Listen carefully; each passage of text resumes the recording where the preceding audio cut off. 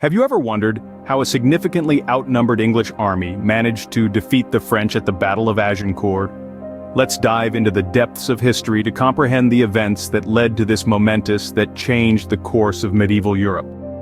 The stage for this battle was set in the year 1415, during a time where Europe was in the throes of a tumultuous war that raged on for over 100 years, rightfully earning its name, the 100 Years' War. This bitter war was a result of a contentious claim to the French throne, a claim that was the epicenter of a never-ending quarrel between the English and French royal families. The consequence of this dispute was a series of relentless battles, with both sides defiantly refusing to capitulate. The English were led by their young yet ambitious King Henry V. Despite his tender age, King Henry was a battle-hardened warrior, earning widespread renown for his bravery and strategic brilliance. King Henry's ultimate goal was to assert his rights to the French throne, a birthright he firmly believed was his. With this objective, he led the English forces, a band of men weary from continuous fighting and disease, across the Strait of Dover into their enemy's terrain. On the other side of the Channel, the French army was a force to be reckoned with. Their military was a formidable entity, comprising an impressive roster of knights and men-at-arms. The French forces held an air of arrogance, bolstered by their significant numerical advantage and their string of victories in the ongoing conflict. Their self-assuredness was so profound that they had developed a sense of complacency.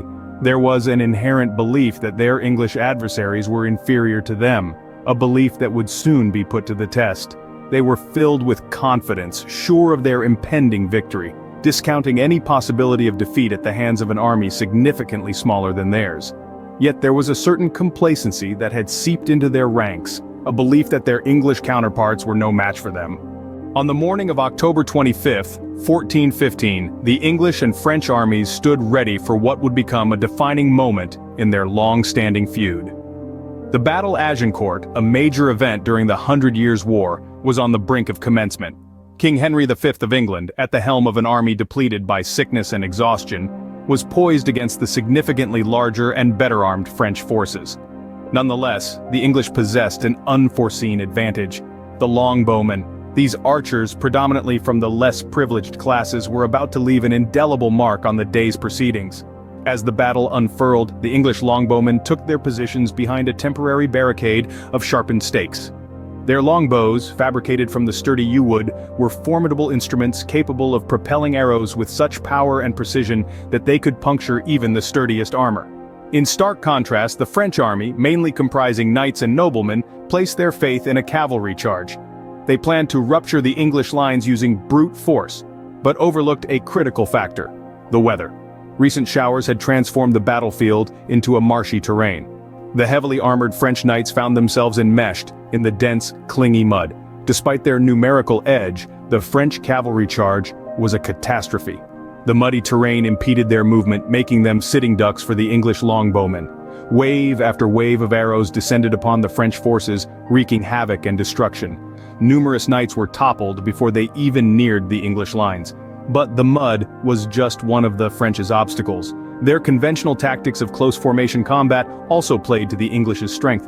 The clustered ranks of French knights offered an ideal target for the longbowmen's lethal arrows. As the French soldiers fell, those behind were compelled to stumble over their fallen compatriots, further delaying their advance and creating a slaughter zone for the English. Even when the French managed to penetrate the English lines, they were at a disadvantage. The English men-at-arms, less burdened by hefty armor, seized the opportunity to exploit the chaos within the French ranks. Wielding swords, axes, and maces, they mercilessly cut down their adversaries. The battle was far from over, but the tide was evidently turning in the English's favor.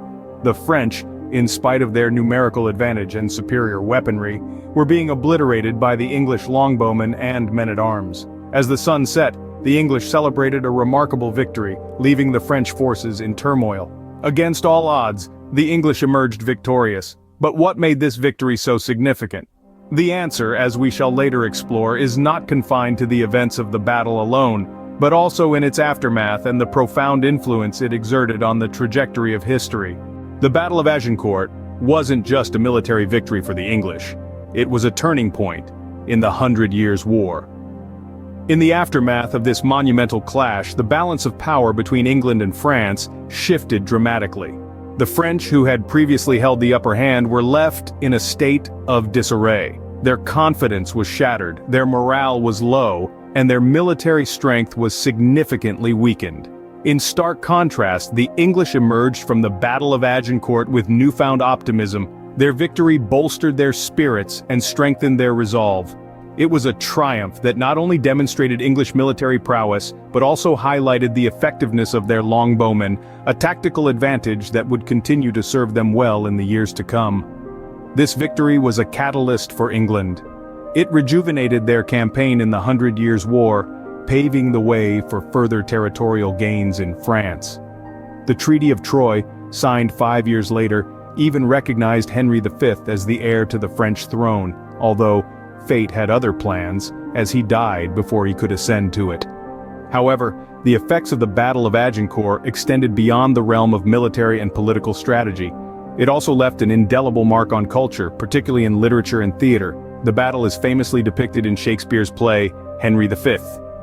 Through his words, Shakespeare immortalized the English victory and King Henry's leadership. "Once more into the breach, dear friends, once more," he wrote, capturing the spirit of determination that defined the English forces. Over the centuries, the Battle of Agincourt has been remembered and celebrated in various forms of popular culture. It has been the subject of numerous books, films, and television shows. It has inspired works of art, music, and poetry. It has been used as a symbol of courage, resilience, and triumph against overwhelming odds. In many ways, the legacy of the Battle of Agincourt is a testament to the power of storytelling.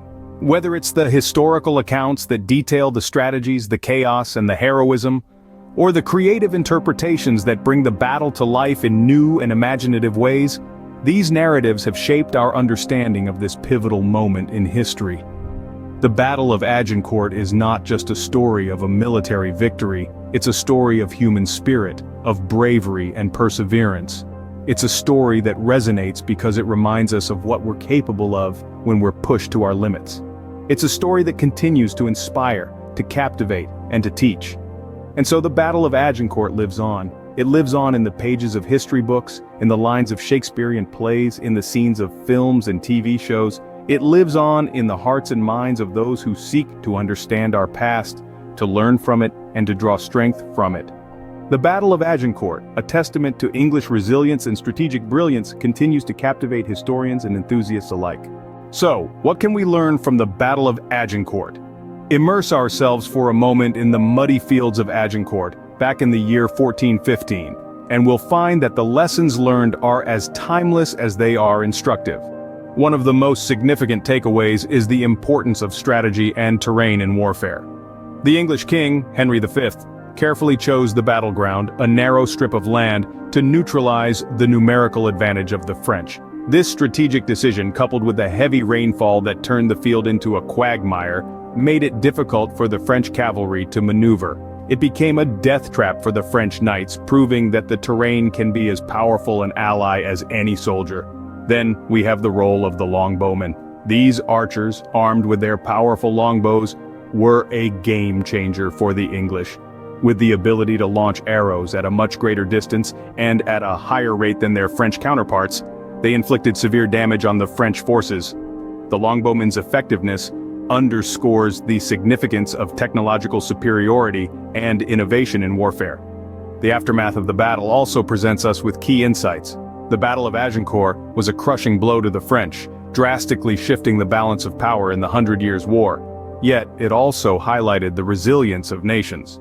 Despite the heavy defeat, France did not crumble. It regrouped, recovered, and continued the war, reminding us that even in the face of devastating losses, nations can and do bounce back. Lastly, the Battle of Agincourt left a lasting legacy. It has been immortalized in literature, notably in Shakespeare's Henry V, and continues to be a subject of study and fascination. It's a testament to the enduring allure of historical events and their capacity to inform, inspire, and intrigue us centuries later.